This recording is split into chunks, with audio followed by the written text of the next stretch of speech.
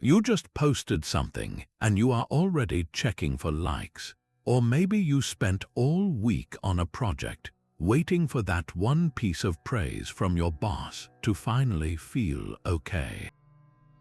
That gnawing need for a thumbs up, for someone else to say you are good enough, it is exhausting. It feels like your happiness is on a leash held by other people. 2,000 years ago, a group of philosophers known as the Stoics discovered the secret to cutting that leash for good.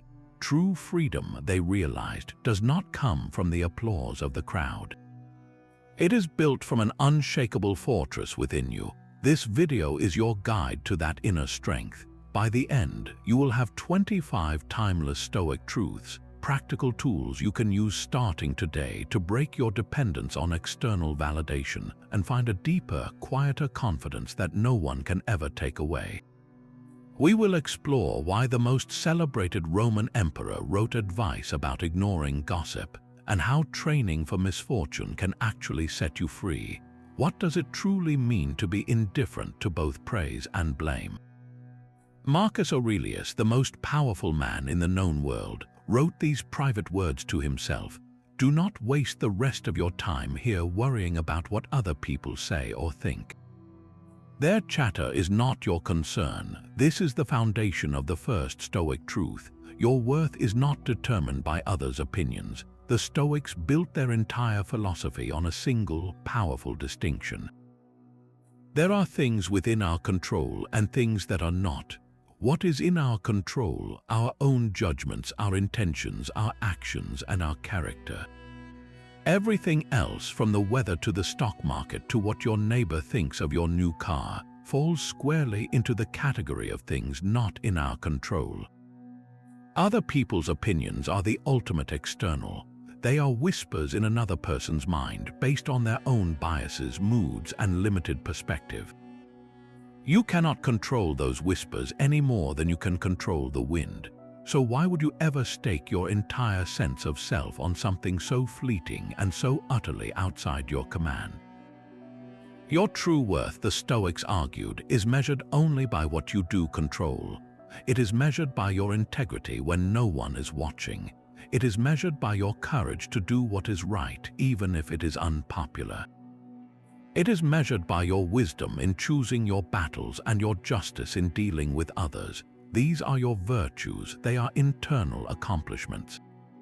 A like button cannot validate them, and a critical comment cannot diminish them. Think of it like building a house. Your virtues are the foundation and the walls, solid and built by your own hands.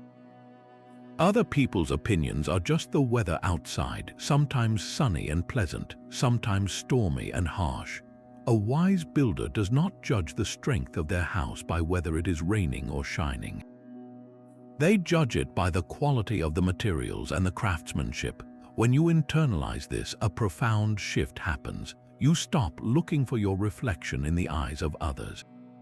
You begin to carry your own light. That inner light shines brightest when you stop looking for applause. This brings us to the second Stoic truth: the only approval you need is your own.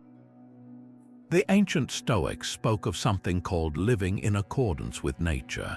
This does not mean retreating to the woods. It means living in harmony with your own highest nature, which is your capacity for reason and virtue. Your nature is to be honest, courageous, just, and wise. When your actions align with that nature, you are fulfilling your purpose. The opinion of the crowd becomes irrelevant noise. The Stoic teacher Epictetus used a powerful analogy. He said life is like a play and you have been assigned a role. Your job is not to choose the role but to perform it well. Think of an actor on a stage. A great actor does not deliver their lines while constantly peeking into the audience to see who is smiling or who is bored. They immerse themselves in the truth of the character. They speak with conviction because that is what the role demands. The applause at the end is a pleasant bonus, but it is not the measure of their performance. The measure is whether they were true to the part. You are the actor in your own life. Your role might be a parent, a friend, an employee, a creator. The script is the set of circumstances you have been given. Your task is to play your part with excellence, guided by your own reason and integrity. Are you kind because it wins you popularity, or because kindness is part of your nature? Do you work diligently for the praise, or because diligence is a virtue in itself? When you act for the internal reward of knowing you did right, you become your own most trusted critic and your own most meaningful source of validation. This is not about arrogance or ignoring constructive feedback. It is about shifting the ultimate court of judgment from outside yourself to within. You move from asking, "Did they like it?" to asking, "Did I do my best?" Was I fair? Was I courageous? The answer to those questions is the only approval that ever truly matters. That quiet confidence of doing right for its own sake changes your relationship with everything else. This leads to the third Stoic truth: external things are indifferent to your happiness. The Stoics had a radical and incredibly useful word for things like money, health, reputation, and even the validation we crave. They called them indifference. Now, that word can be misleading. It does not mean these things do not matter at all. Of course, it is nicer to have money than to be poor, nicer to be healthy than sick, nicer to be praised than insulted. The Stoics were practical. They divided indifference into two categories: preferred indifference and dispreferred indifference. Wealth, a good reputation, comfort, these are preferred. Poverty, sickness, criticism, these are dispreferred.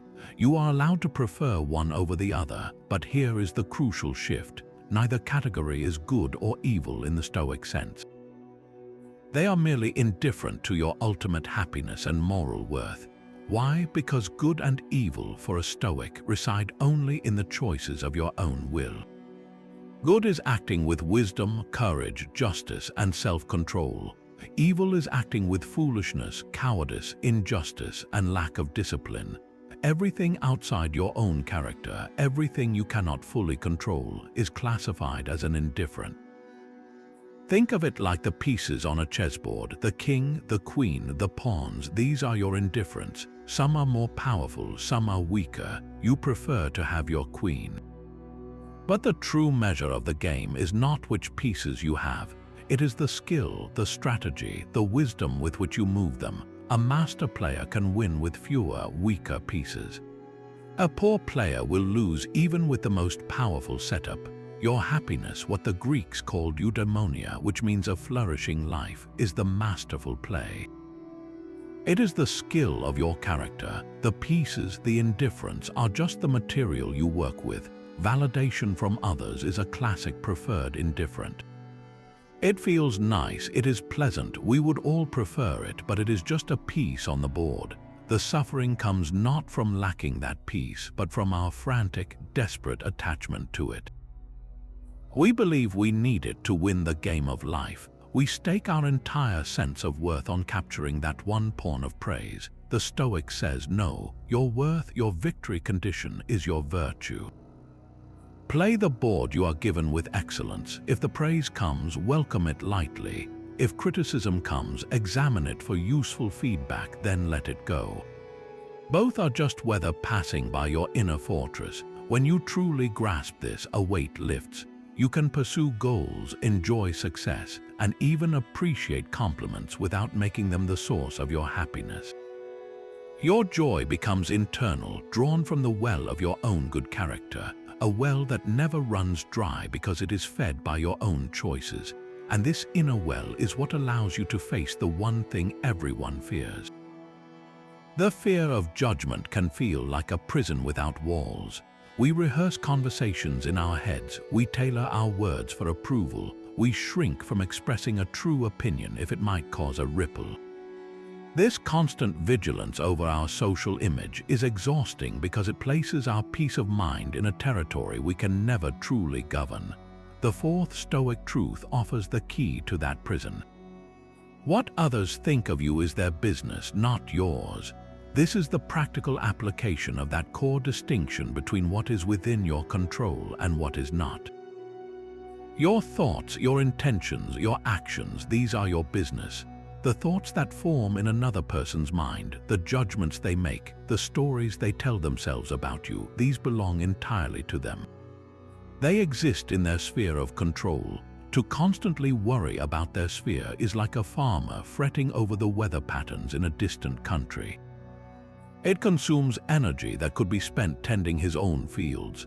Epictetus, the former slave turned profound teacher, gave us a masterclass in handling gossip and criticism. He said, if anyone tells you that a certain person speaks ill of you, do not make excuses about what is said of you. Instead, answer with this disarming humility. He was ignorant of my other faults, else he would not have mentioned these alone. Consider the sheer power of that response. First, it immediately accepts the criticism without defense. You are not fighting the fact that someone is talking about you. You are acknowledging that this is their right, their business. Second, and more importantly, it reframes the entire event. It turns an attack into a humorous, almost grateful acknowledgement of your own imperfection. The critic, in your view, has merely pointed out a few of your many flaws. They have done you a service by highlighting an area where you might improve. This is not about false modesty. It is about radically shifting the locus of concern from their opinion to your own character. Are they right? If there is truth in the criticism, then you have received valuable feedback, a gift that allows you to become better. Thank them internally and work on it. If they are wrong, if their judgment is based on a misunderstanding or their own prejudice, then their opinion is a fact about them, not a fact about you. It is data about their state of mind, not a verdict on your worth. Carrying that data around as a burden is a choice. You can set it down. When you stop making their business your business, you reclaim a staggering amount of mental real estate. The energy you used to spend on crafting an image, on managing perceptions, on anxiety over what might be said, is now free. You can redirect all of it inward toward the only project that ultimately defines your life, your own moral progress. You can ask not what do they think of me, but what kind of person am I choosing to be in this moment. That question and the honest pursuit of its answer is where true freedom is forged.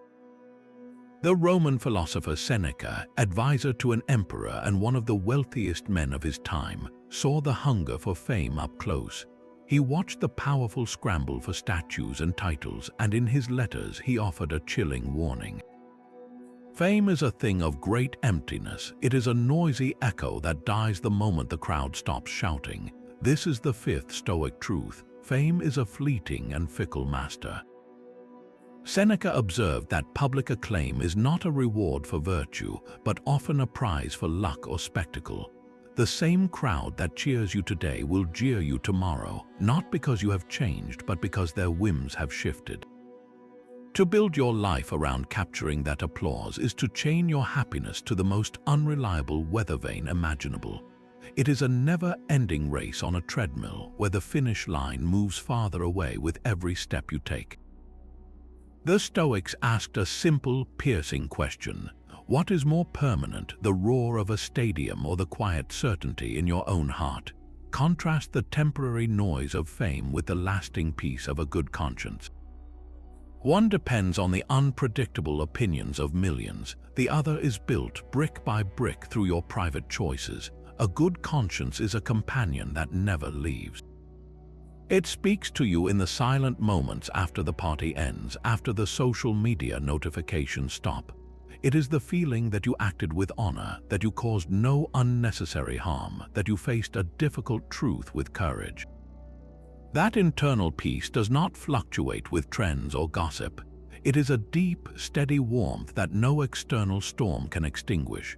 Pursuing validation for its own sake, whether as widespread as fame or as personal as a colleague's approval, is an exhausting miscalculation. It treats the symptom, the feeling of being overlooked, while ignoring the disease, which is the belief that you are incomplete without an external stamp of approval. Every time you post something purely for likes or withhold a true opinion to avoid criticism, you are feeding that belief. You are telling yourself, my worth is out there and I must go fetch it. The race becomes your entire life, but what if you stepped off the track? The Stoic practice is to redirect that energy inward. Instead of asking, how can I get them to notice me? Ask, what can I build, create, or contribute that aligns with my values, regardless of who sees it? The artisan who finds joy in the perfection of a hidden joint, the writer who finds truth in a sentence before anyone else reads it, the friend who offers kindness with no expectation of return, these are the people who have discovered a more reliable source of fuel. Their work is its own reward. Their validation is built into the act itself. This does not mean you must hide your light or reject success if it comes. It means you cease to be a slave to it. You can enjoy recognition without needing it, appreciate praise without banking your self-esteem on it. When fame or validation is treated as a pleasant but indifferent breeze that sometimes passes by, you are finally free. You are no longer running the race, you are walking your own path, and the quality of your journey is measured by the integrity of your steps, not by the number of people watching you walk. But how do you build that unshakable inner compass when the world is so loud?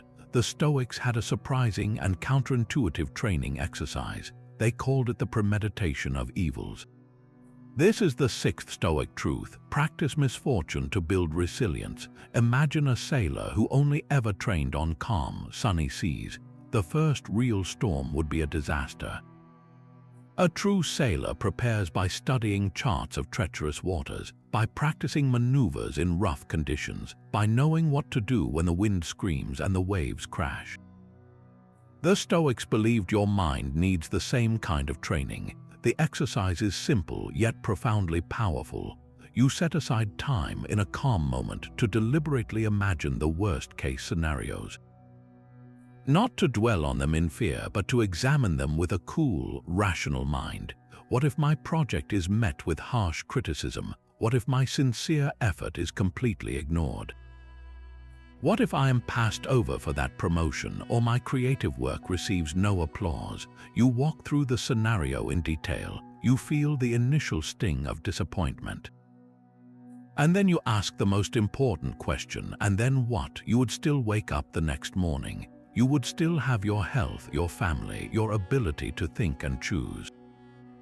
The criticism, if it contains truth, would be a guide for improvement. The silence, if it is mere indifference, would simply be the quiet space in which to continue your work, undisturbed by the noise of expectation. By mentally rehearsing these potential misfortunes, you are not inviting them. You are vaccinating yourself against their power. A vaccine introduces a weakened version of a virus so your immune system can learn to recognize and defeat it. Premeditatio malorum introduces a weakened version of disappointment and rejection so your psychological immune system can build its defenses.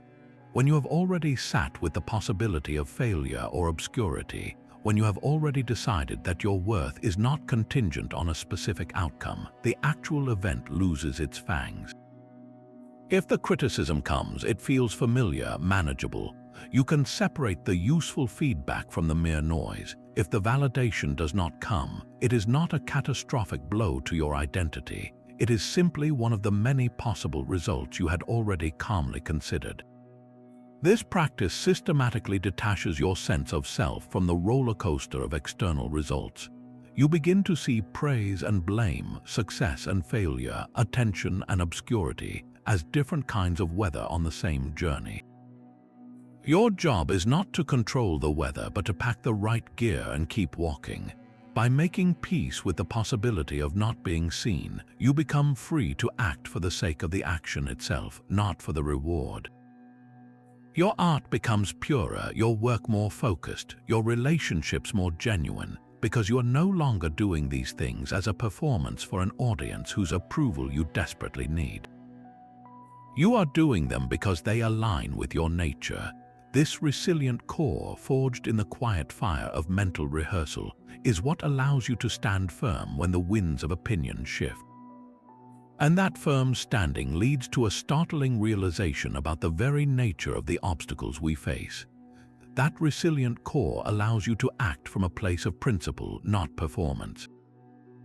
This is the seventh Stoic truth. Your duty is to act rightly, not to be recognized for it. Marcus Aurelius, in the quiet of his tent on a military campaign, wrote a reminder to himself. Be like the cliff against which the waves continually break. It stands firm and tames the fury of the water around it. Then he added another thought, more gentle but just as firm. A person doing good should be like a vine producing a cluster of grapes and not ask for anything in return. Think about that vine. It does not strain or shout for attention. It does not produce its fruit in the hope that someone will walk by and compliment its color. It simply does what it is in its nature to do, season after season, whether anyone is there to see the harvest or not. The goodness is in the act of producing, not in the applause that may or may not follow. This is the Stoic ideal of virtue in action. Your moral duty, your kathekon as the Greeks called it, is to perform the right action for its own sake. The moment you attach a string to that action, a string that leads to a desired outcome like praise, recognition, or even gratitude, you have corrupted the purity of the virtue. You are no longer acting justly for justice itself. You are acting justly in exchange for a social reward. The action becomes a transaction, and your peace of mind becomes dependent on the other party holding up their end of the bargain. But people are unreliable. They may not notice, they may misunderstand, they may even resent your help. If your sense of worth is tied to their response, you set yourself up for constant disappointment. The Stoic shift is to sever that string. Your job is simply to do the good, the right, the honorable thing. The rest is not your business. This transforms everyday life. You hold the door for a stranger not because you expect a thank you, but because it is a small act of courtesy. You give honest feedback to a colleague not to win their favor, but because integrity demands it. You create something meaningful not for the likes, but because the act of creation fulfills a part of your nature. The focus of your inner dialogue changes completely. After any action, the question is no longer, did they see that or did they like me for it? The only question that matters is, was that the right thing to do? Was it kind? Was it fair? Was it honest? If the answer is yes, then the action is complete and successful the moment it leaves your hands. Any external consequence is a separate event, a preferred or dispreferred, indifferent to be accepted as it comes. This philosophy builds a profound and quiet dignity. It means you can be effective in the world without being enslaved by the world's reactions. You become that cliff, unwavering in your purpose, or that vine, fruitful in your nature. The storms of opinion may rage around you, but your center is calm because you are anchored to your own standard, not to the shifting sands of public approval. Acting rightly becomes its own reward, a private victory that no one can give you and no one can take away. And from this place of inner certainty, you gain the courage to face one of the most paralyzing social fears. This inner fortress the Stoics described has a name, the hegemonikon, your ruling center. It is the command post of your mind, the seat of your reason and your will. The eighth Stoic truth is this: your inner citadel cannot be breached by praise or blame. Imagine a medieval castle built on a high, solid rock. It has thick stone walls, a deep moat, and a single, well-guarded gate. Inside that castle lives your true self, your character, your virtues. Now picture two messengers arriving at the gate. One is dressed in bright colors, bearing gifts and singing flattering songs. This is praise. The other is dressed in dark rags, hurling insults and rotten fruit. This is blame. The Stoic guardian at the gate looks at both messengers with the same calm detachment. He accepts their scrolls, their messages, but he does not throw open the gates and invite them to live in the keep. He examines the scrolls for any useful information. Is there truth in this praise that can reinforce a strength? Is there a kernel of constructive feedback in this blame that points to a weakness I can work on? After this brief, rational examination, the scrolls are set aside. The messengers are thanked for their service and sent on their way. They do not get to move in. They do not get to rearrange the furniture, paint the walls, or influence the decisions made in the throne room. The fortress remains intact, its peace undisturbed. This is the power of rooting your identity in your hegemonicon. When your sense of self is built on the solid rock of your own reasoned choices and moral commitments, the opinions of others become those messengers. They are events that happen outside your walls. You can hear them, you can learn from them if they are wise, but you never confuse the messenger for the master of the castle. Your worth is not housed in their words, it is housed in the unshakable architecture of your own character. So when a compliment comes, you can receive it with a gracious smile, knowing it is a pleasant visitor, not the source of your light. You think that is kind of them to say, and you let it go. When criticism comes, you can receive it with the same calm, knowing it is just another visitor, perhaps an unpleasant one, but not a demolition crew. You think, is there something here I can use? If so, you take that one tool and add it to your workshop inside the castle. If not, you simply note the visitor's poor manners and close the gate. The fortress does not tremble. This is not about becoming cold or unfeeling. It is about becoming centered. The storms of social approval and disapproval rage in the valley below, but you have built your home on higher ground in a place of quiet reason. From this vantage point, you see clearly. You see that the person praising you today might be the same person blaming you tomorrow, not because you changed, but because their mood shifted. To tie your happiness to their inconstant weather is to choose a life of perpetual anxiety. But when your peace is internally fortified, you are free. You can engage with the world fully, love deeply, create boldly, and strive for excellence, all without handing over the keys to your inner citadel to anyone else.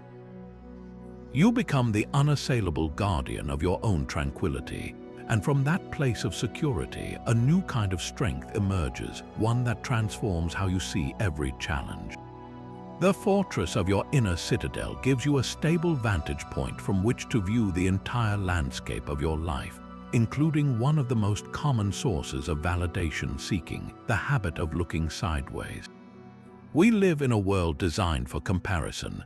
Social media feeds are highlight reels of other people's vacations, promotions, and perfect moments.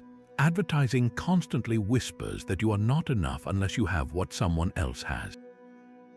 This relentless external measuring stick is a poison to contentment. The ninth Stoic truth offers the antidote. Compare yourself only to your past self, not to others. The Stoics understood that the race for external validation is a race you can never win, because there will always be someone ahead of you. If you measure your worth by your salary, there is always a higher earner. If you measure it by your creative output, there is always a more prolific artist. If you measure it by likes or followers, the numbers are always shifting. This constant comparison pulls your gaze outward, away from the only arena where real growth happens, which is within you. It makes your happiness contingent on a leaderboard you did not create and cannot control. Seneca wrote that we suffer more in imagination than in reality. And nowhere is this truer than in the imagined contests we create with other people's curated lives. We compare our behind the scenes with their greatest hits, and we always come up short.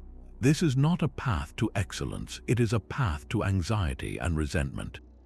The Stoic alternative is to turn your gaze inward and backward. Your only legitimate rival is the person you were yesterday. Your only true benchmark for growth is your own progress in living according to your principles. This is where a powerful Stoic practice comes in, the nightly review. At the end of each day, in a moment of quiet reflection, you would ask yourself a series of questions. Not did I do better than my colleague, not did I get more praise than my friend. The questions are strictly internal. What did I do well today? Where did I act in accordance with my values? More importantly, where did I fall short? Was I impatient when I could have been understanding? Did I choose comfort over courage? Did I speak from ego rather than truth? This is not an exercise in self-criticism or guilt. It is a clinical, compassionate audit of your own character. You are holding your actions up against the mirror of your own professed principles, not against the shadow of someone else's life. The goal is to see clearly, to learn, and make a slightly better choice tomorrow. Imagine two gardeners. One gardener spends all day looking over the fence, obsessing over their neighbor's taller sunflowers and fuller tomato vines. They feel defeated, they chase quick fixes, and they neglect their own soil. The other gardener keeps their eyes on their own plot. They note that their beans are climbing higher than last week. They see a patch where weeds have crept in, and they gently remove them. They water, they tend, they learn. Their garden may never win a ribbon at the fair, but it becomes uniquely theirs, healthy and thriving on its own terms. The nightly review is you tending your own inner garden. Each evening, you are simply checking the soil, noting the growth, and planning the next day's care. This practice systematically rewires your brain's validation circuitry. The dopamine hit you used to seek from beating someone else or from their approval is replaced by the deeper, quieter satisfaction of self-mastery. You feel good when you notice you are more patient today than you were last month. You feel a sense of integrity when you catch yourself before gossiping, a habit you have been working to break. The reward is intrinsic, tied directly to your own moral effort. When you make this your daily ritual, a profound shift occurs. The accomplishments of others cease to be a threat or a measure of your lack.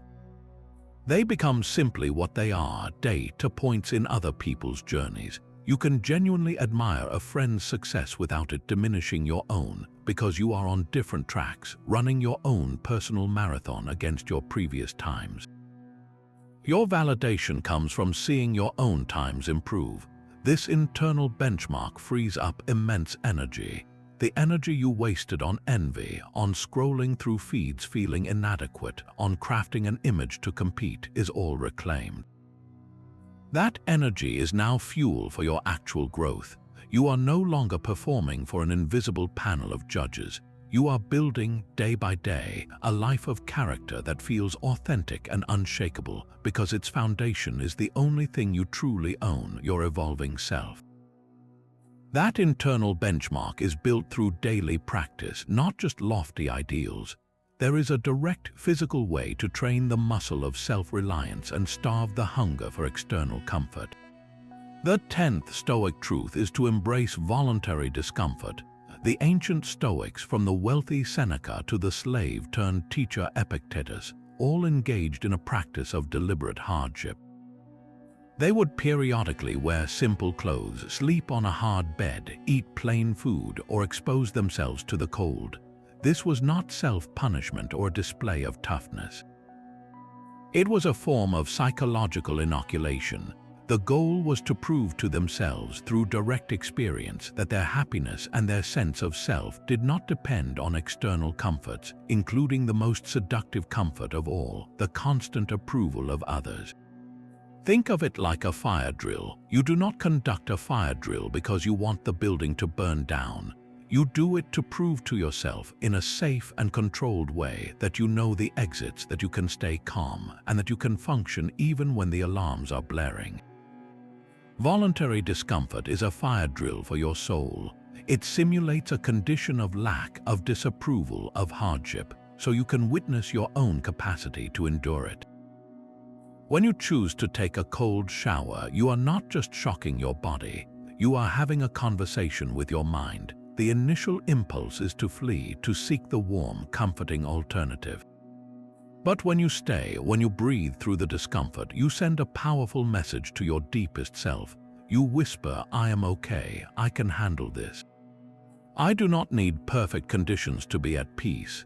This same principle applies directly to our need for validation. The warm shower is like the constant stream of likes and positive feedback we crave.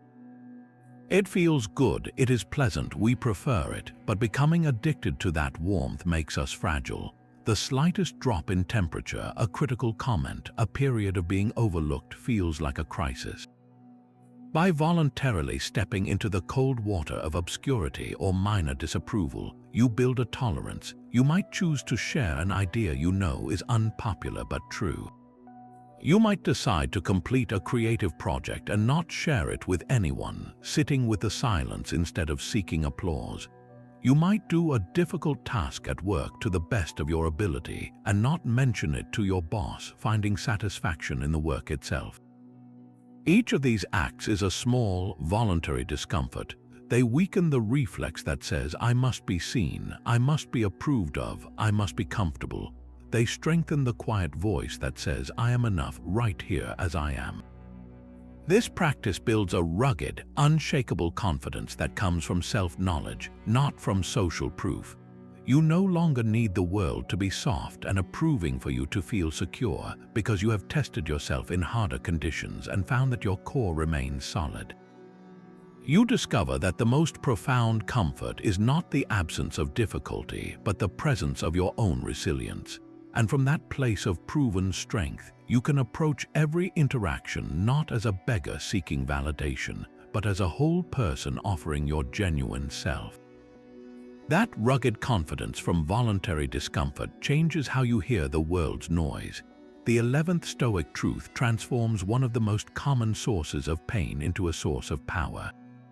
See criticism as an opportunity for growth, not an attack. For most of us, a critical comment triggers a primal alarm.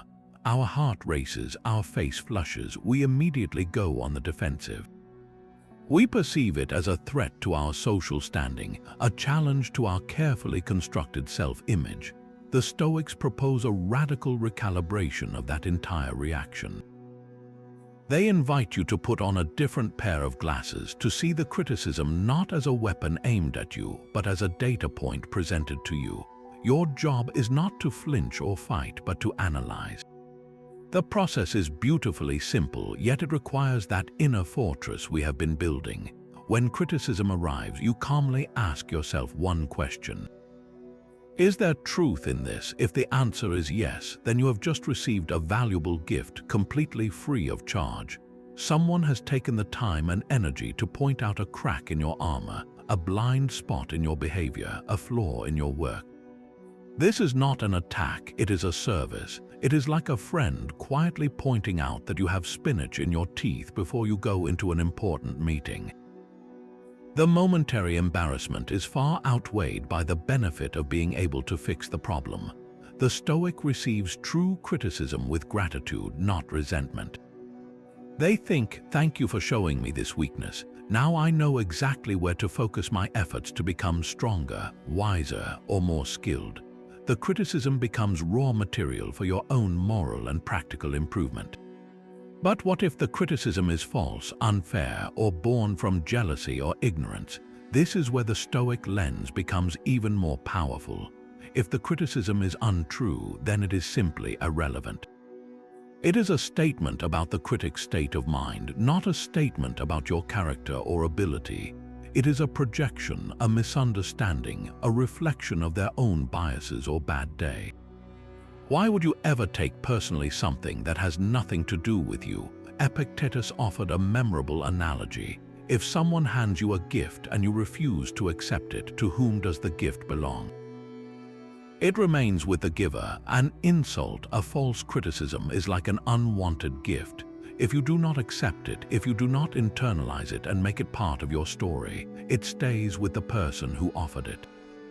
Their negative opinion is their property, their burden to carry. You are under no obligation to take it from them. This reframing turns a source of chronic anxiety into a simple diagnostic tool. Every piece of feedback, positive or negative, is run through the same filter. Truth or noise, useful data or static. This process systematically drains the emotional charge from criticism. It moves the event from the emotional center of your brain to the rational, analytical center. You stop feeling attacked and start acting like a scientist examining a sample. This does not mean you become a robot. The initial sting might still be there, that is human, but it lasts for a moment, not for days. You acknowledge the feeling, then you gently guide your focus to the analysis. Was that comment about my presentation being disorganized accurate? Let me review my notes and structure for next time. Was that personal insult about my character based on anything real?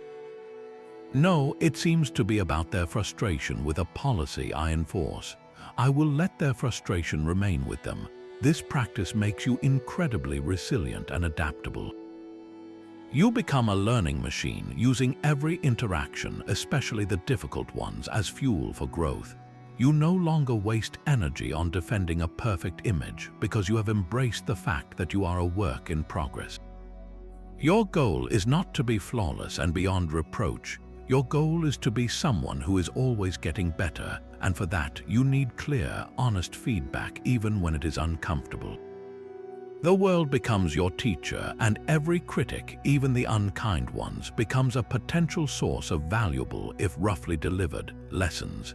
This mindset frees you from the exhausting dance of people-pleasing because you are no longer trying to avoid criticism at all costs. You are seeking truth, and sometimes truth arrives in a plain, unflattering package. That resilience in the face of criticism is the mark of someone who has expanded their sense of belonging. The 12th Stoic truth lifts your gaze even higher. You are a citizen of the world, not just your social circle. The ancient Stoics were among the first to articulate a powerful idea called cosmopolitanism.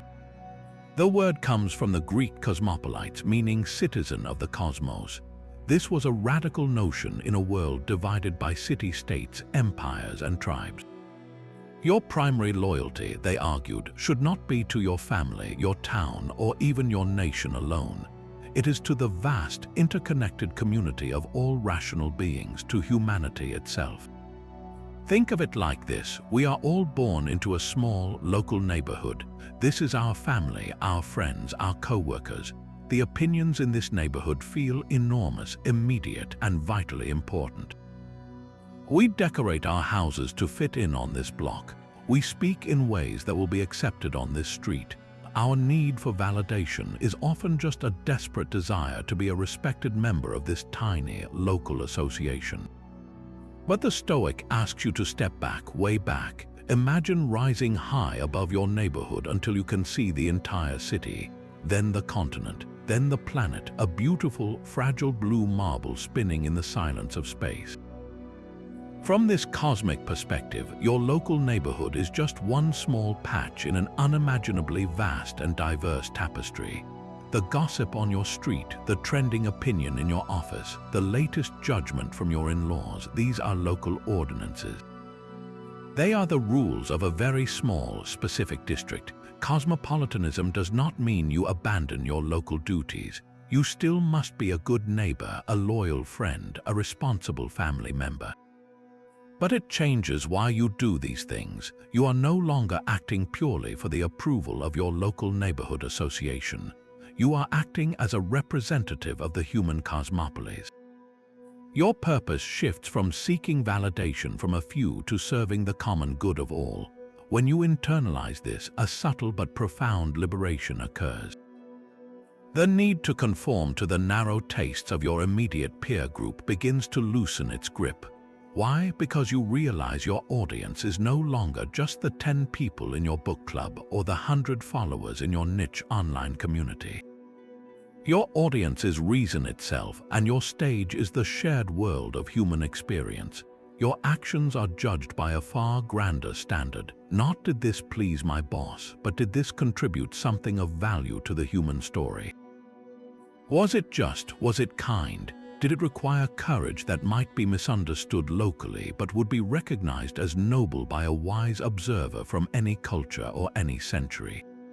This mindset shrinks social anxiety down to its proper size. The fear of a sideways glance at a party feels trivial when you are simultaneously conscious of your connection to a teacher in another country, a farmer on another continent, a child who has not yet been born who might benefit from the legacy of good choices you make today. Your reference point for what matters expands from the parochial to the universal. Marcus Aurelius constantly reminded himself of this. He would write, "What brings no benefit to the hive brings none to the bee." Your local social circle is a small cluster in the hive. Your ultimate duty is to the health and harmony of the entire swarm. This does not make you aloof or disconnected. It makes you more compassionate and more principled. You might choose a path that your immediate friends do not understand because you see a larger pattern they do not. You might defend someone who is unpopular in your group because your loyalty is to justice, not to tribal loyalty. You create not for the applause of the current trend, but for the timeless human need for beauty or truth. The validation you once sought from your small corner of the world is replaced by the deep satisfaction of knowing you are playing your part, however humble, in the immense and ongoing project of humanity. You are no longer a desperate actor auditioning for a role in a small local theater. You have discovered you already have a permanent part in the greatest story ever told, the human epic, and your only task is to play it with integrity, regardless of who in the audience is clapping tonight. This cosmic perspective makes every detail of your life, even the quiet parts, feel significant. The 13th Stoic truth is a command to fall in love with your entire story, a concept known as amor fati, the love of fate. It is the decision to not merely accept what happens to you, but to embrace it, to see it as necessary and even good. This includes the most challenging condition for our validation-hungry minds, the state of being overlooked. Amor fati asks you to love obscurity as much as you might love fame, to welcome silence as warmly as applause. Why? Because your current station in life, whatever it is the only possible arena in which you can practice virtue. It is the raw material you have been given to sculpt your character. The sculptor does not rage at a block of marble for being hard and rough. They see the potential within the resistance. They love the stone precisely because its toughness will allow it to hold a beautiful form. Your life, with all its apparent limitations, is your block of marble. Periods of anonymity, of working without an audience, of effort that goes unrecognized, this is not wasted time. It is the essential, quiet workshop where your skills are honed without distraction. It is where you learn to work for the sake of the work itself. Think of a tree growing in a deep forest far from any path. No one comes to admire its strength or the dappled pattern of its leaves in the sunlight. Does the tree therefore grow any less vigorously?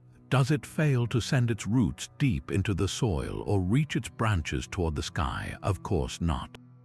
It fulfills its nature completely, independent of any witness. Your story, with its unique blend of challenges and gifts, is the perfect curriculum for your soul's education.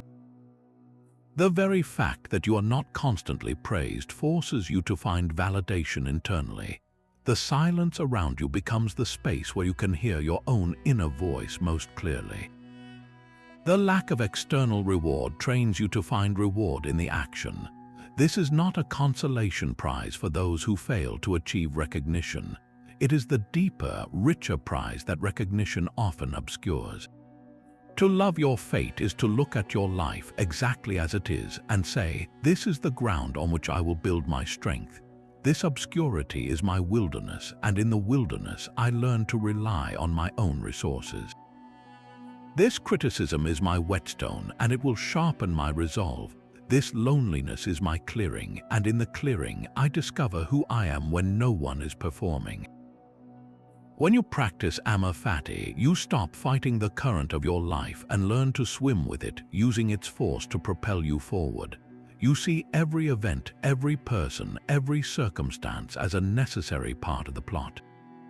The chapters of struggle and invisibility are not mistakes in the narrative. They are the moments of greatest character development. They are where you, the protagonist, are forged in the fire of your own choices, away from the admiring gaze of the crowd.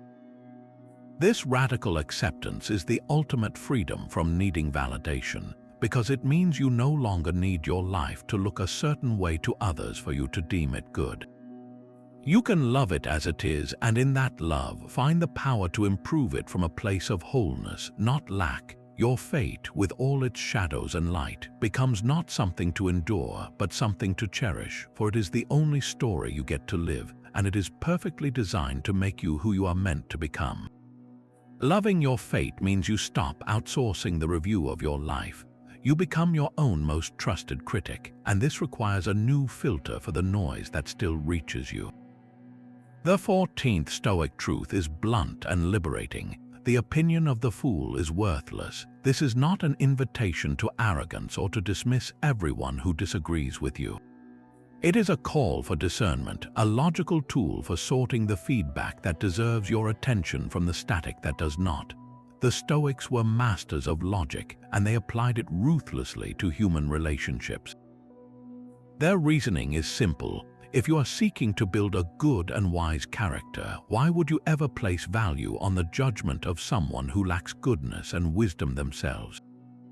It makes no sense. It is like asking a tone-deaf person to critique a symphony, or asking someone who has never cooked to judge a gourmet meal.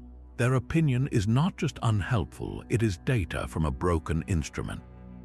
You would not use a broken compass to navigate, so why would you use a fool's opinion to navigate your self-worth?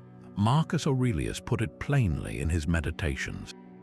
When you are offended by someone's rudeness, he asked himself, why are you surprised that a foolish person acts foolishly? The fault lies not in their action, which flows from their nature, but in your expectation that they would act otherwise. This shifts the entire burden. The problem is not the fool's criticism. The problem is your own decision to take it seriously. So how do you identify the fool in the Stoic sense? It is not about intelligence or education. A fool in this philosophy is anyone who is chronically vicious, misguided by passion, or utterly ignorant of what constitutes a good life. It is the person who values money over integrity, popularity over kindness, revenge over justice. It is the person who is a slave to their own anger, envy, or vanity. When such a person offers you praise, it is hollow because it means you have pleased someone with corrupt values. When such a person offers you blame, it is meaningless because it means you have failed to conform to a corrupt standard. Their approval is a badge of dishonor. Their disapproval is a sign you are on the right track. This truth forces you to do something we rarely do. Before you crave someone's validation, you must first evaluate the source. Look at the life they lead. Look at their character. Are they themselves calm, courageous, just, and self-disciplined? Or are they anxious, spiteful, unfair, and ruled by their appetites? You would not take financial advice from a bankrupt person. You would not take health advice from someone who neglects their own body. The principle is the same for the much more important matter of your soul. Whose judgment are you letting shape you? The practice is to pause in that moment of craving for a like, a compliment, a sign of approval. Ask yourself, who is this coming from? If it is from a person of good character, someone you respect for their wisdom and virtue, then you can receive the feedback with gratitude as a valuable data point. If it is from a fool, you can receive it with indifference as you would the chattering of a squirrel. It is just noise from a creature acting according to its nature. This does not mean you are rude or dismissive. You can be polite, but internally you place zero weight on their assessment. You do not let it pass the gate of your inner citadel. This discernment is a profound act of self-respect. It says, my sense of worth is too precious to be left in the hands of just anyone. I will only value the opinions of those whose own lives demonstrate the values I aspire to. Everyone else's chatter is simply part of the weather, to be noted and allowed to pass by without changing the climate within you. When you install this filter, a huge portion of the world's noise simply vanishes. You are no longer buffeted by every casual comment, every trendy dismissal, every piece of gossip from people whose own lives are a mess. You become selective, and in that selectivity you find peace. Your attention, once scattered in a desperate search for universal approval, now focuses on the only audience that has ever truly mattered, the wise judge you are cultivating within yourself and the few fellow travelers whose character earns them a seat in your inner council. That inner critic is often the harshest judge of all. It whispers in the quiet moments, asking if you are truly worthy, if your work is significant, if you measure up. This voice can be more damaging than any external critic because it lives inside your fortress, masquerading as your own thoughts. the 15th Stoic truth offers a way to disarm it. Silence the inner critic by aligning with nature. For the Stoics, nature was not just trees and rivers.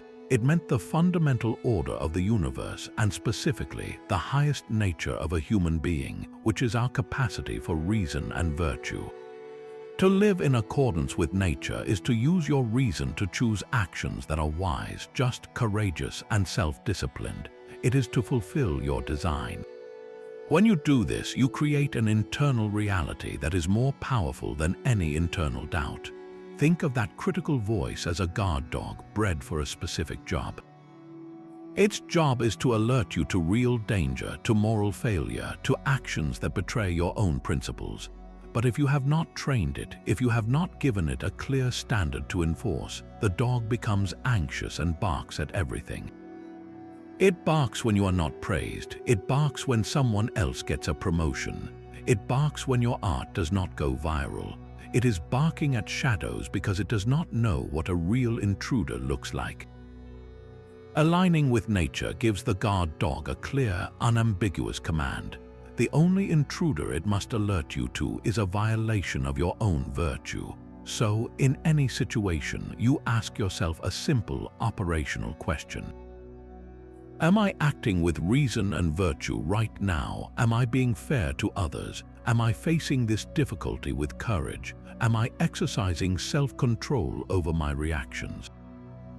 If you can honestly answer yes, then you have your proof. You are living in accordance with your nature.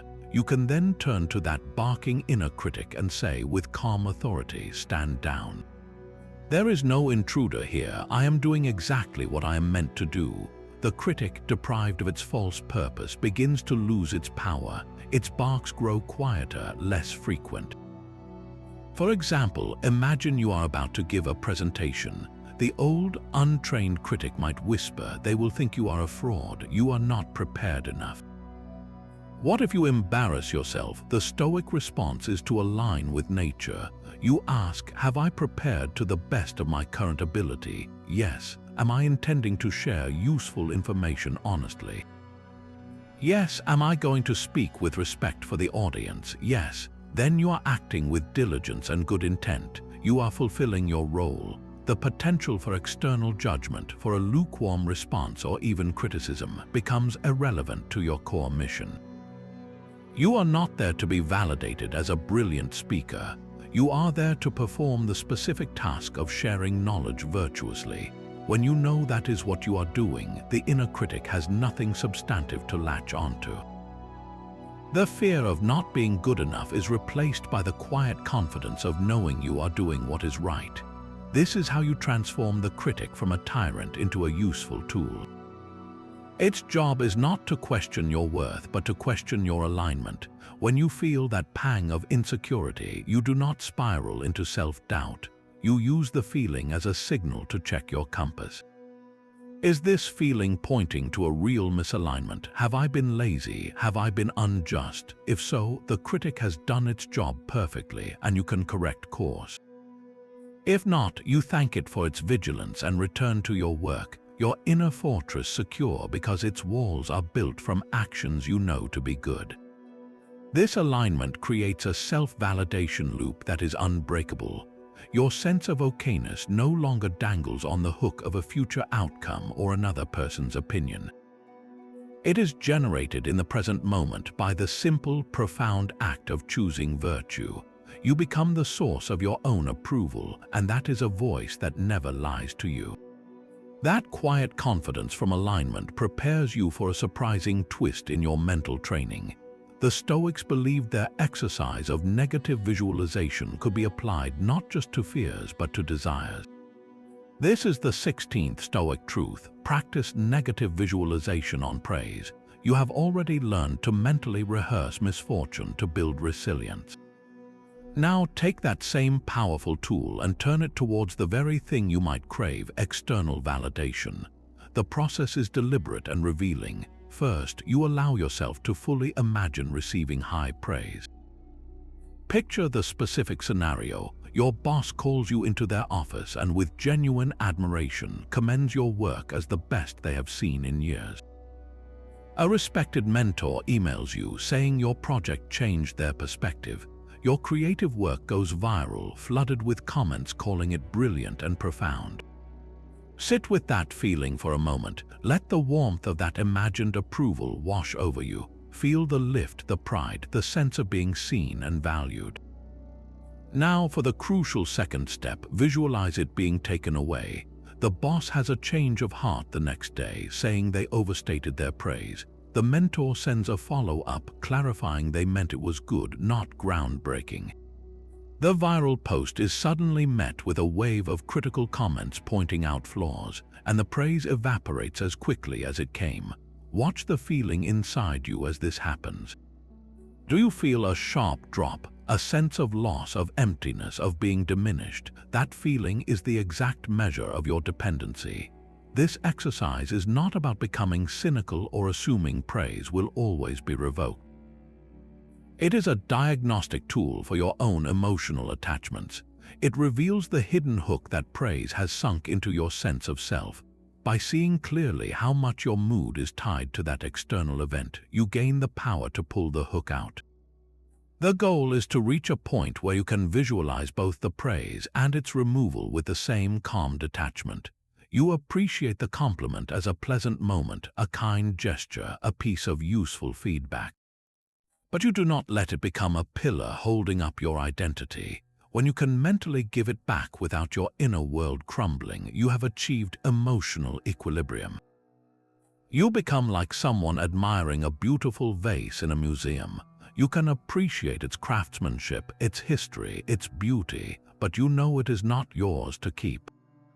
When you walk out of the museum, you leave the vase behind, and your enjoyment of the rest of your day is undiminished. The praise is the vase. It is lovely to behold, but it belongs to the museum of external events. Your job is to admire it, thank the curator, and walk on, your hands free and your heart light. This practice systematically inoculates you against the addiction to positive reinforcement.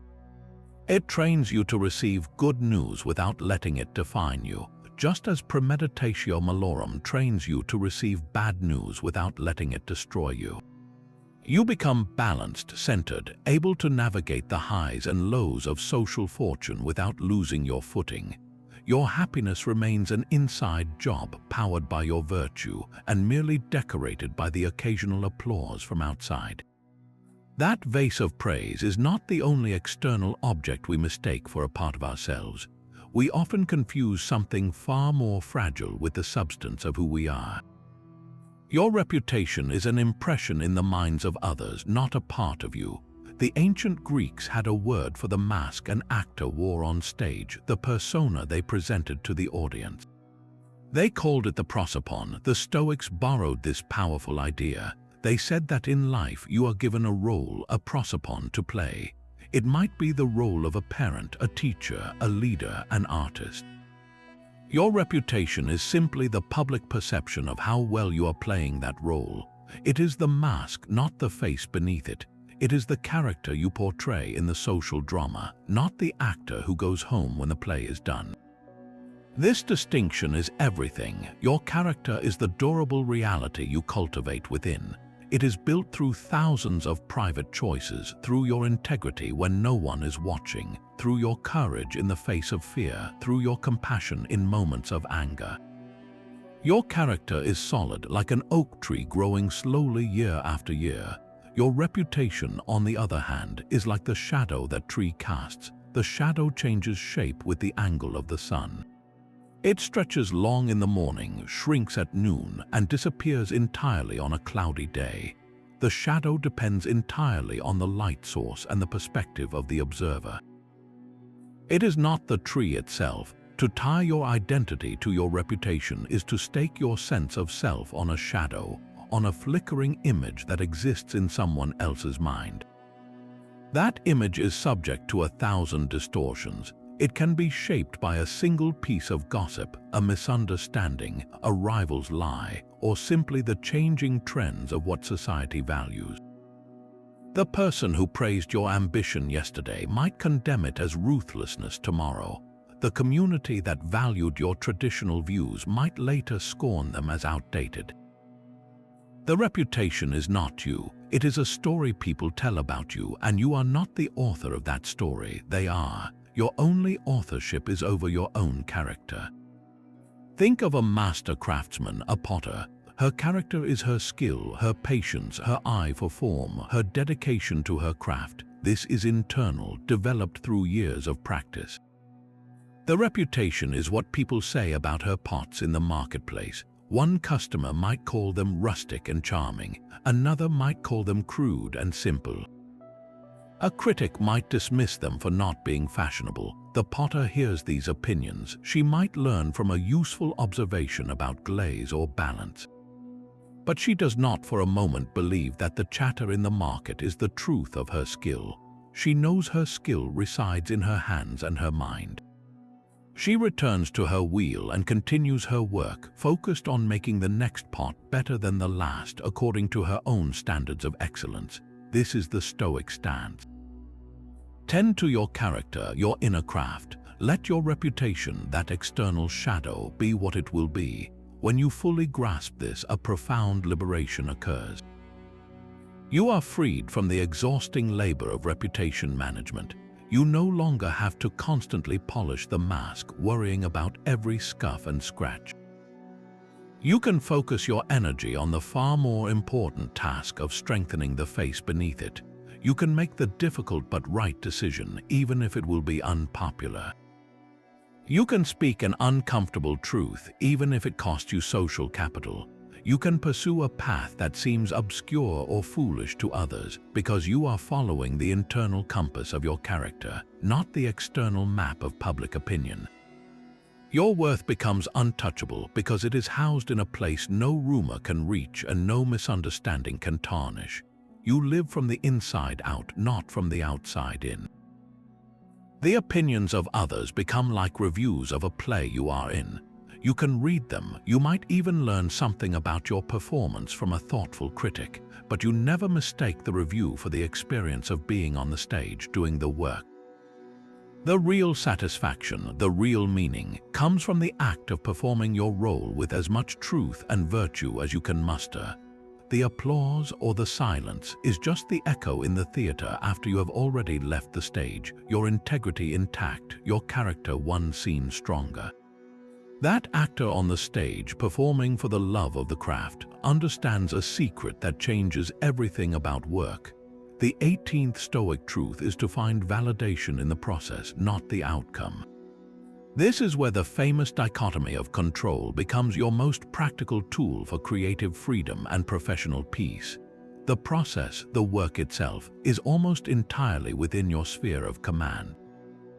You control the effort you put in, the discipline of your schedule, the integrity of your research, the care you take with each detail, the courage to try a new approach. These are your actions born from your will. The outcome, however, lies almost entirely outside that sphere.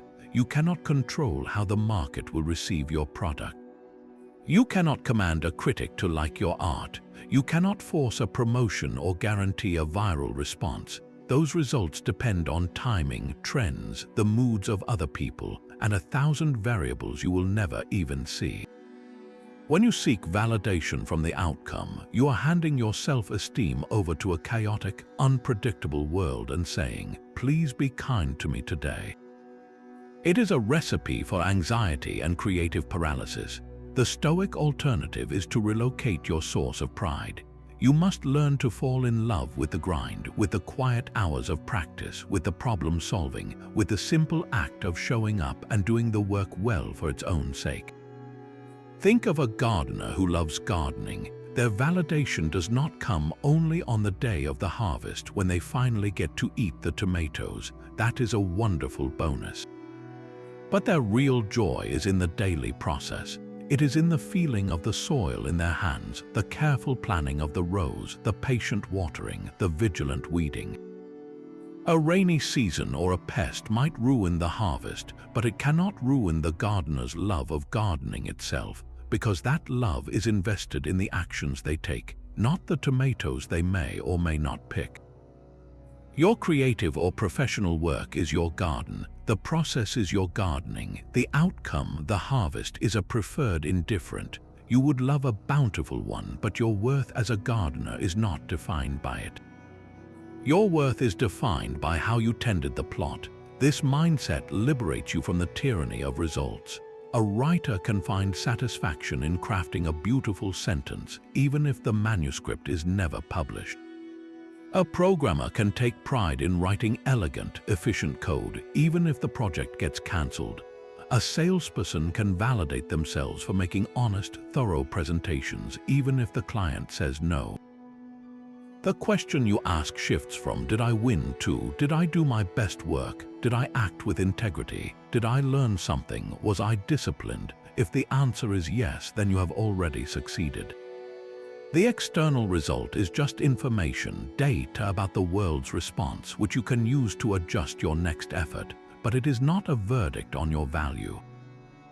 This is how you build a career or a creative practice that is resilient, sustainable, and joyful.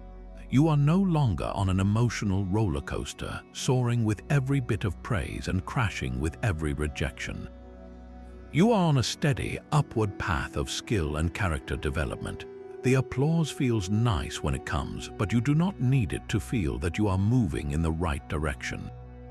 Your own disciplined effort is the compass, and it always points true north. The discipline of focusing on your process leads directly to one of the most powerful and practical tools in Stoicism. It is called the reserve clause. You set your intention and pour your entire effort into an action, but you silently add a simple, freeing phrase to the end of it. "I will do my absolute best to give this presentation, fate permitting. I will commit fully to this relationship as the world allows. I will strive to create a masterpiece if nothing prevents it." That final clause, fate permitting, is not a disclaimer of half-hearted effort. It is the opposite. It is what allows you to give 100% without attaching your soul to the outcome. You are making a sacred pact with your own effort, while openly acknowledging that the final result is not yours to command. Think of an archer in ancient times. His entire domain of control is the process. He can choose the finest bow. He can spend years strengthening his arm and sharpening his eye. He can wait for the perfect moment of stillness, draw the string with flawless technique, and release the arrow with total focus. That is his work, his virtue, but once the arrow leaves the bow, it enters the domain of the external. A sudden gust of wind can deflect it, the target might move. The sunlight could glare in his eyes. The Stoic archer does everything within his power to ensure a perfect shot, and then he accepts whatever happens next. If the arrow hits the bullseye, he feels a quiet satisfaction, but he does not credit his entire character to that moment of luck aligning with his skill. If the arrow misses, he does not collapse in shame. He examines the conditions. Was my form off? Was there a factor I did not account for? And then he picks up another arrow and begins the process again. The reserve clause is you, the archer, whispering fate permitting as you release the string. This mental habit systematically severs the link between your self-worth and the validation you hope to receive from the result. You are no longer thinking, "I must get this promotion to prove I am valuable." You are thinking, "I will do my absolute best work, collaborate with integrity, and contribute meaningfully, fate permitting." If the promotion comes, you welcome it as a preferred outcome. If it does not, you know your value remains intact, housed in the quality of your effort, not in the title on a door. Your worth was never on the line, only your performance was. This transforms anxiety into focused action. When you approach a difficult conversation, you are not thinking, "I must make them like me." You think, "I will speak my truth with kindness and clarity as the world allows." Their reaction, their validation, or their anger becomes part of the weather that follows your action. It is data, not a verdict. You did your part. The reserve clause builds emotional resilience because it prepares you for every possible outcome at the moment of commitment. You are already at peace with the world saying no, because your primary goal was never to control the world. Your primary goal was to enact your virtue in the attempt. This is the ultimate freedom in action. You can strive, create, love, and build with your whole heart, yet walk away with your inner peace unbroken, regardless of the applause or the silence that follows. Your validation was built into the integrity of the attempt itself, a finished work the moment you gave your best. This shift from performance to training changes everything. The 20th Stoic truth asks you to view life as a training ground, not a stage. The world is not your audience waiting to applaud or boo. It is your gym, your dojo, your wilderness trail. Every difficult person, every frustrating delay, every piece of harsh feedback, and every silent stretch of obscurity is not a review of your show. It is resistance. It is weight added to the bar, a steeper incline on the path, a more skilled sparring partner showing up to challenge you. Your goal is no longer to receive a standing ovation. Your goal is to get stronger, wiser, and more resilient. Think of a professional athlete in the off-season. They do not go to the weight room to be admired. They go to be challenged. They seek out heavier weights, more grueling drills, more intense competition in practice. They welcome the burn in their muscles and the fatigue in their lungs because they know that is the signal of growth.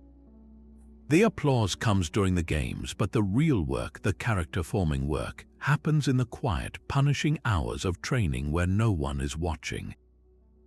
When you adopt this mindset, the very events that used to shatter your need for validation become your most valuable coaches. A critical comment is no longer a bad review. It is a coach pointing out a flaw in your technique. You can examine it without emotion. Is there truth here? If so, you have just identified a weakness to strengthen. Thank the coach and get to work on that specific skill. A period of being overlooked is not a sign that your work is worthless. It is the equivalent of training in a silent, empty gym. It is the perfect environment to focus purely on your form, to build foundational strength without the distraction of cheers or the pressure of spectators. You are building endurance. A major setback or failure is not proof that you are a fraud. It is the heavy weight you failed to lift today. It shows you the current limit of your strength. The proper response is not to quit the gym in shame. It is to nod respectfully at the weight, step back, and design a training regimen that will eventually allow you to lift it. This reframe liberates you from the agony of constant evaluation. You stop asking, did I win their approval? You start asking, what did this challenge reveal about my current capacities? Where is my resilience weak? Where did my patience fray? How can this friction sharpen my character? The focus moves from managing external perceptions to developing internal fortitude. You begin to see difficult people as sparring partners sent to teach you patience. You see boring tasks as drills to build your discipline. You see unfair situations as obstacles courses designed to test and improve your agility and grace under pressure. Your life becomes a continuous curriculum for your soul, and every experience, especially the uncomfortable ones, is a necessary lesson. When you walk into your day with this attitude, you carry a quiet confidence.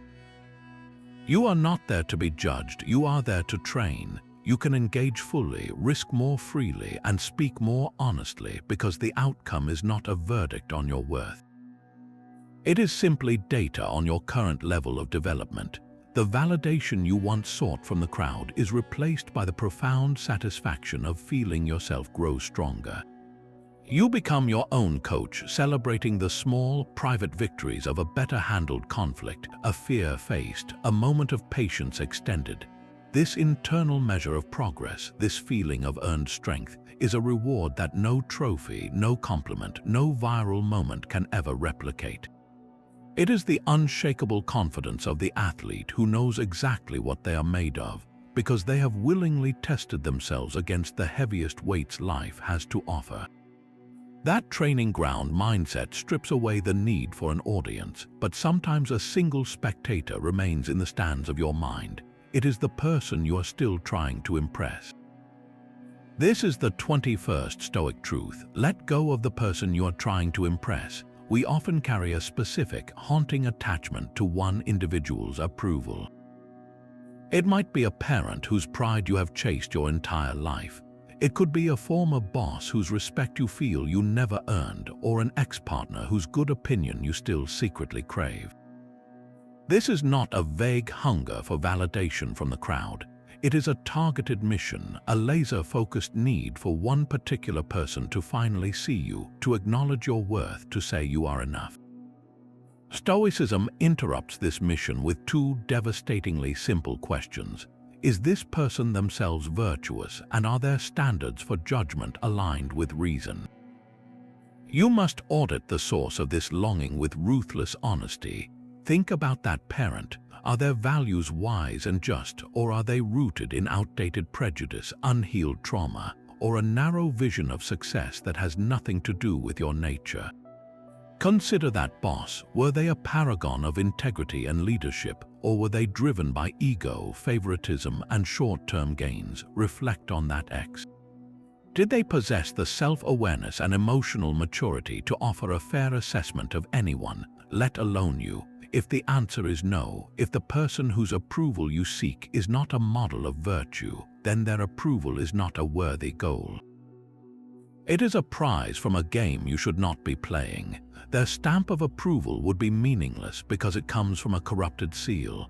Chasing it is like begging for a culinary award from a judge who only eats fast food. Their praise could not validate true craftsmanship, and their scorn could not invalidate it. Releasing this specific attachment is an act of profound self-liberation. It is not about cutting the person out of your life, though distance may help. It is about cutting the psychic cord that ties your self-assessment to their opinion. You perform a mental ceremony. You look at that internalized figure. You acknowledge the deep human desire for their love or respect, and then you consciously hand their gavel back to them. You say internally, your judgment is yours. It is based on your life, your values, your limitations.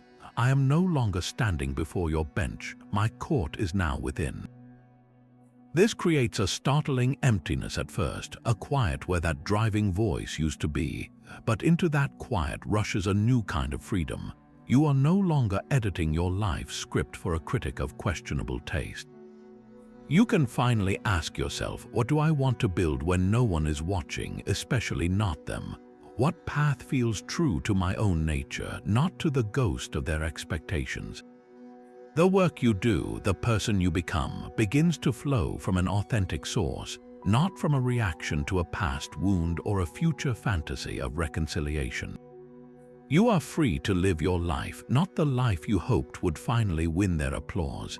The validation you sought from them becomes a relic, a childhood toy you have outgrown. You put it down, and your hands are finally free to build something real. Free from that ghost of a specific person's approval, you can finally see your own life with clear eyes. This clarity reveals a simple, profound truth. Gratitude is the antidote to envy. The 22nd Stoic truth is to practice gratitude for what you have, not envy for what others get. Envy is the twisted cousin of the need for validation. It is the painful feeling that someone else has received the approval, the recognition, the success that you believe you deserve. It screams that you are lacking, that the world is unfair, and that your worth is measured in comparison. Envy keeps your gaze locked on someone else's highlight reel, blinding you to the full, rich reality of your own story. The Stoics saw envy as a sickness of the soul, a form of self-inflicted torture that accomplishes nothing but your own misery. It is a poison you drink while hoping the other person gets sick. So how do you cure it? You do not fight envy directly. You displace it. You cultivate its opposite, a deep and active sense of gratitude for your own unique capacities and circumstances. Gratitude is not a passive feeling of luck. For the Stoic, it is a disciplined practice, a daily realignment of your attention. It is the conscious decision to inventory what is already present in your life, especially the things you control, and to appreciate them as the raw materials for a virtuous life. Start with the fundamentals you likely take for granted. You have a mind that can reason, that can learn from this very philosophy. You have a body that allows you to move through the world, to create, to experience. You have the capacity for choice, the freedom to direct your own will. These are not small things. They are the essential tools of the human experience. Marcus Aurelius began his meditations with a list of debts, acknowledging the specific virtues he learned from key people in his life. He practiced seeing his inheritance not as a random gift, but as a toolkit provided for his specific journey. You can do the same. Instead of scrolling through social media and feeling a pang that someone else is on a better vacation. Pause, close your eyes. What is in your sphere? Perhaps it is the quiet of your morning coffee, the skill in your hands that allows you to fix something, the loyal friend you can call, the challenging project that is stretching your abilities. Gratitude turns your focus inward and downward to the roots of your own existence. It says, look at what is already here, already mine to work with. When you are genuinely grateful for your own mind, you stop desperately needing someone else to complement it. When you are thankful for your ability to work hard, you derive satisfaction from the effort itself, reducing your hunger for public recognition of the result. A grateful mind is a content mind, and a content mind is not a needy mind. It does not look at the world with open hands, begging for scraps of validation. It looks at its own hands, sees they are already full of gifts, and gets to work using them well. Envy withers in this environment. You cannot simultaneously burn with resentment over another's applause and feel profound thankfulness for the breath in your lungs and the moral choice in front of you. One emotion will crowd out the other. Make it gratitude. This practice systematically rewires your brain's reward system. The dopamine hit you used to chase from external validation, or the cortisol spike you felt from envy, is replaced by the steady, warm serotonin of appreciation. You validate yourself by acknowledging the abundance already present in your life. You are no longer a beggar at the feast of life, jealous of the portions on other plates. You realize you are already seated at the table, and your own plate with its unique nourishment is exactly what you need for the journey ahead. This is how you build a fortress of enough. That fortress of enough is built on a foundation that can weather any storm of opinion because it understands the most fundamental truth of all. Everything you see, everything you build, and everything you fear losing is temporary. This is the 23rd Stoic truth. Understand the temporality of all things, including your legacy. The Stoics had a powerful mental exercise to ground this truth in their bones. They called it the view from above. It is a meditation where you deliberately pull your perspective back farther and farther until the frantic concerns of the present moment shrink into their proper scale. Begin by picturing yourself in your room, worrying over a critical email or craving a compliment. Now, imagine rising up through the ceiling, seeing your house become a tiny box on your street. Rise higher, see your town as a cluster of lights, then your country as a shape on a globe. Keep going. See the earth itself, a blue and white marble hanging in the black silence of space.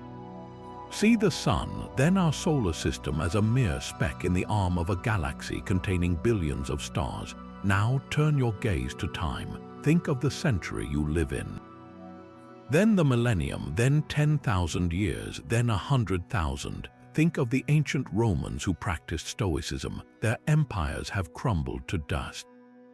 Their great works of art are fragments in museums. Their names, even the famous ones, are known only to a fraction of the people alive today, and in another 1,000 years, that fraction will be smaller still.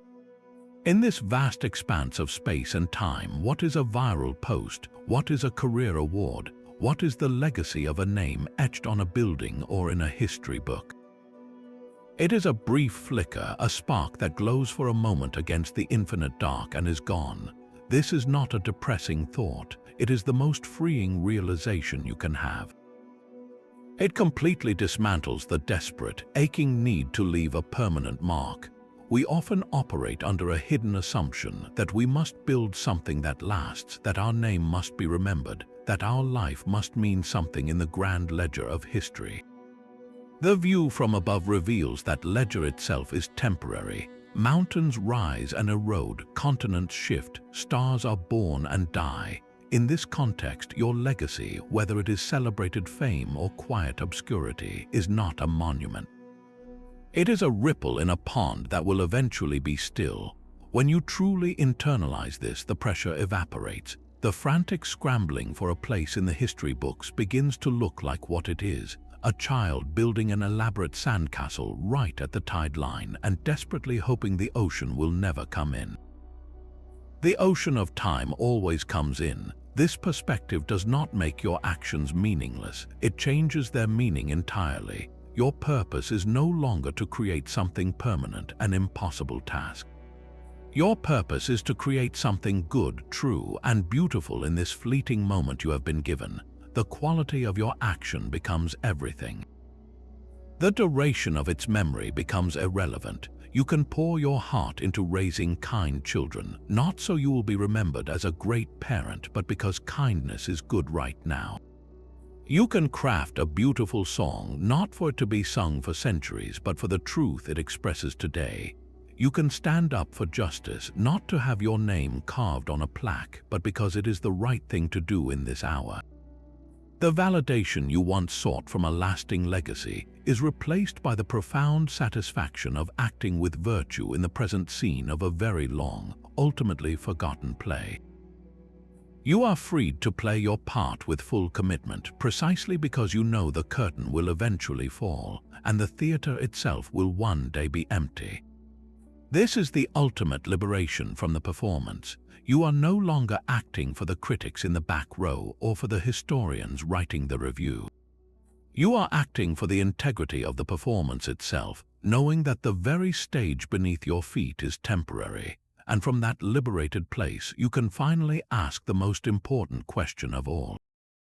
The view from above does not leave you empty-handed. It hands you back your life, but with a crucial instruction.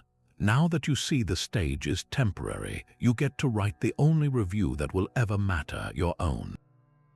This is the 24th Stoic truth: define success on your own terms. From the moment we are young, society hands us a checklist: get good grades, land a prestigious job, earn a certain salary, buy a specific house, accumulate followers, collect accolades. We internalize this list and mistake it for a map to happiness. We chase these external markers, believing that when we finally acquire enough of them, a feeling of arrival will settle over us.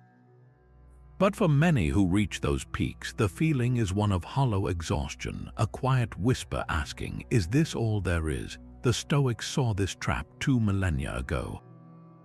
They called these markers preferred indifference. They are not bad things. They can be useful tools, but they are terrible masters and even worse definitions of a life well lived. Your true success, the only kind that leads to eudaimonia, that deep flourishing, cannot be measured by a bank statement, a job title, or a social media dashboard. It is measured by the quality of your character. The Stoics gave us a precise internal metric. Success is living with wisdom, courage, justice, and temperance. Let us break down what this means in the quiet reality of a Tuesday afternoon. Wisdom is not about knowing everything. It is the practical skill of navigating life well. It is choosing your battles, seeing situations clearly without the distortion of ego or fear, and learning from every experience, especially the failures. A successful day, by this measure, might be the day you paused before sending an angry email, wisely choosing to escalation. Courage is not the absence of fear. It is action in the presence of fear. It is the strength to speak a difficult truth, to apologize when you are wrong, to start a project that might not work, to set a boundary with someone you love. Success is the moment you feel the knot in your stomach and move forward anyway because it is the right thing to do. Justice is your duty to other people. It is fairness, kindness, and contributing to your community. A successful interaction is one where you treated a customer service agent with the same respect you would want, where you gave credit to a colleague, where you listened more than you spoke. Temperance or self-control is the mastery of your own impulses. It is the discipline to work when you want to procrastinate, to walk away from an argument you know is pointless, to enjoy a pleasure without being consumed by it. Success is the quiet victory of going to bed knowing you were the pilot of your ship, not a passenger tossed by every wave of craving or laziness. When you adopt this fourfold standard, your entire relationship with achievement transforms. You are no longer running a race on a track someone else built toward a finish line they painted. You are navigating a moral landscape, and your progress is measured by the integrity of your compass, not by how far you have traveled according to a map you never agreed to. Imagine two friends. One spends her life climbing the corporate ladder, collecting the corner office and the luxury car, but she is chronically anxious, compromises her values to please superiors, and has no time for the people she loves. By society's checklist, she is a success. By the Stoic virtues, her life is out of balance. She lacks the temperance to set boundaries, the courage to live by her own code, and the wisdom to see that the price is too high. The other friend runs a modest bookstore. He will never be wealthy or famous, but he is a pillar of his local community, known for his deep knowledge and his kindness to lonely patrons. He has time for long walks and deep conversations. He faces financial uncertainty with resilience and creativity. By society's checklist, he might be overlooked. By the Stoic virtues, he is profoundly successful. He exercises wisdom in his choices, courage in facing instability, justice in his service, and temperance in his simple lifestyle. His validation comes from knowing each night that he lived in alignment with what he believes a good human should be. When you define success as the daily practice of these virtues, you become immune to the feeling of being behind. You cannot fall behind on your own path. There is no behind. There is only where you are and the next right choice in front of you. The promotion you did not get becomes irrelevant to your core mission. Was I diligent and just in my work? That is the only question that matters. The quiet life you lead, free of flashy achievements, becomes rich with meaning, because every small act of patience, every moment of withheld gossip, every instance of shared kindness is a point scored on the only scoreboard you now consult. External validation becomes like background music in a restaurant you are enjoying. It might be pleasant or annoying, but it has no bearing on the quality of the meal you are eating, a meal you cooked yourself from ingredients you chose with care.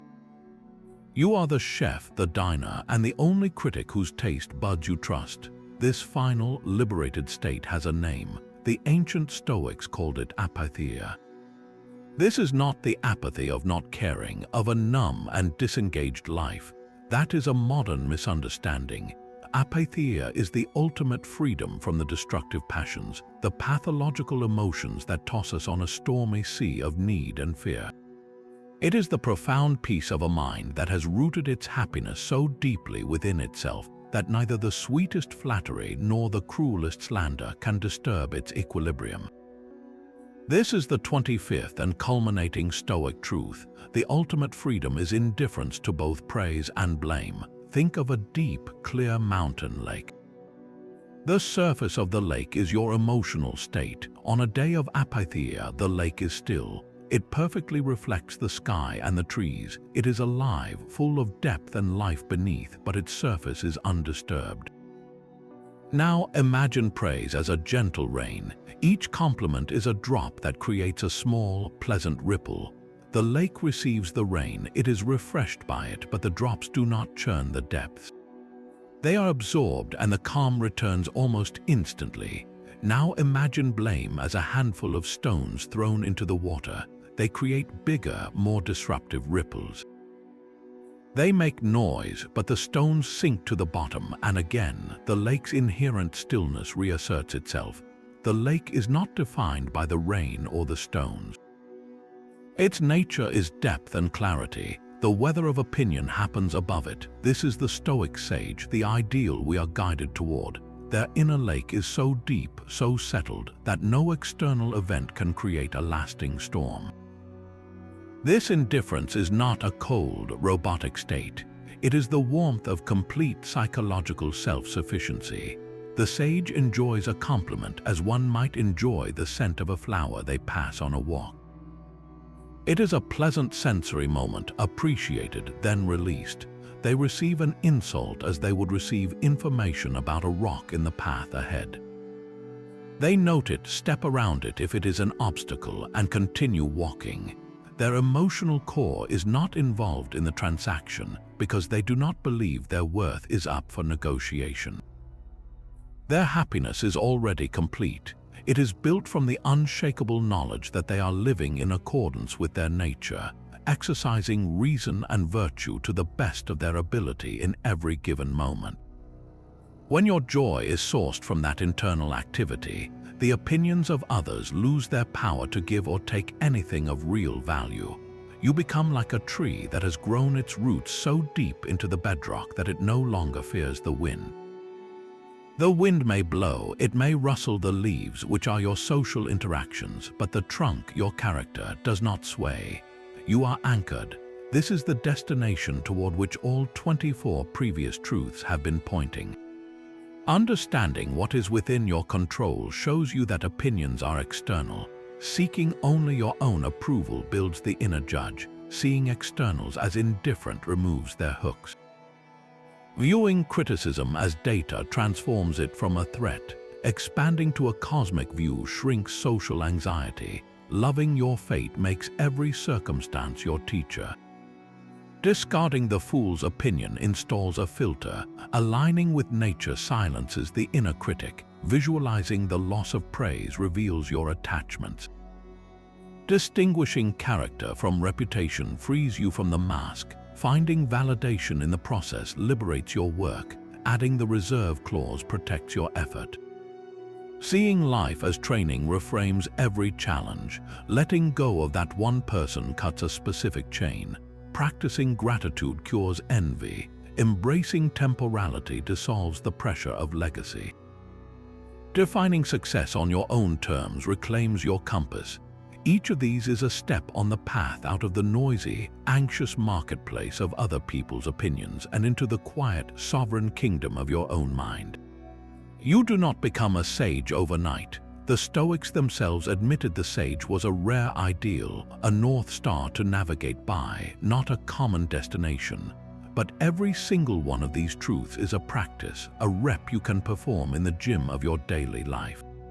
Every time you feel that old, familiar tug, the need to check for likes, the sting of a sideways glance, the hunger for a compliment, you have a choice.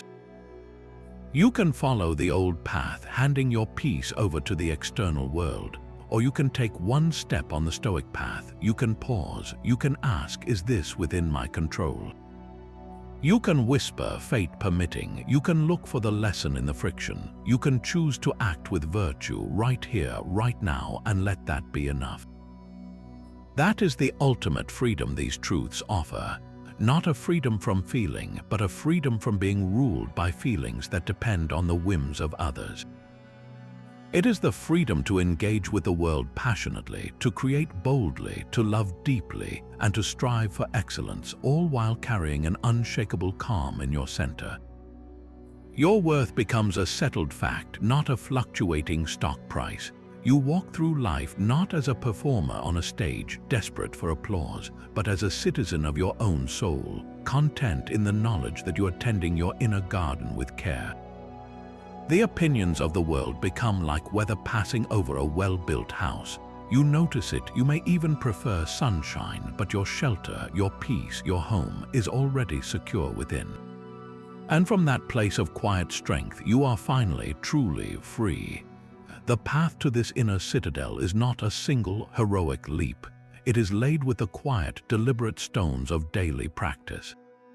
These 25 truths are not a checklist to be completed, but a toolkit to be used, a map to be consulted again and again when you feel yourself being pulled back into that old, familiar marketplace of opinion.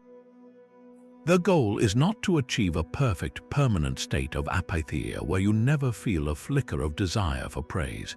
That is the North Star, not the ground beneath your feet. The real victory is in the conscious return, the moment you catch yourself reaching for that external validation and instead you choose to turn inward. You remember that your worth is not on the table. You recall that the process is your reward. You whisper the reserve clause to yourself. That is the practice. It is the repetition of these mental motions that builds the muscle of self-sufficiency, until one day you realize the need to check for approval has simply faded, like an old habit you forgot you had. This week, do not try to hold all 25 truths in your mind at once. That is a recipe for overwhelm. Choose just one. Perhaps it is the third truth, to see external things as indifferent to your happiness. Carry that with you for the next 7 days. When you feel the sting of a critical comment, pause and label it a dispreferred indifferent. When you receive a compliment, welcome it as a preferred indifferent. Notice how this simple categorization creates a small but powerful space between the event and your emotional core. Or maybe choose the 18th truth to find validation in the process. For 1 week, commit to a small creative or work task and forbid yourself from sharing the result with anyone. Immerse yourself purely in the craft, the problem-solving, the effort. Feel the satisfaction that arises from the action itself, independent of any audience. Start small. Start where you are. The most profound journeys begin with a single, conscious step taken today. Your inner citadel is not a distant fortress. Its foundation is already within you, built from every moment you have acted with integrity, every time you chose courage over comfort, every instance you offered kindness without expectation. These truths are merely the blueprints showing you how to fortify the walls and guard the gate. The work is yours to do, one choice at a time, so I leave you with this call to action. Decide to live from that citadel. Let your actions flow from your own reasoned principles, not from the shifting winds of what others might think. And as you begin this practice, share your commitment in the comments below. Tell us which one of these 25 truths resonated most deeply with you, or share a story of a time you felt the old need for validation rise up and how you found your way back to your own inner strength. Your story could be the very spark that helps someone else remember their own path home.